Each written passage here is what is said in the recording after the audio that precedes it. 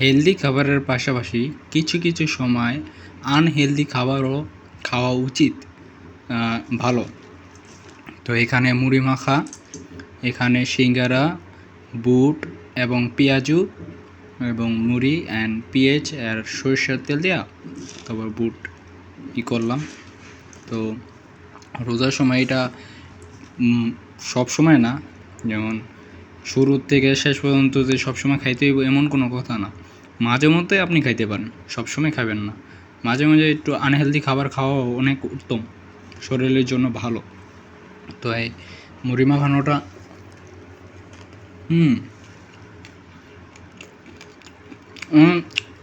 অসাধারণ হয়েছে। তো কিছু কিছু সময় আপনি মুড়ি মাখানো এটাও খাইতে পারেন, এটা খাইলে আপনি ভালো।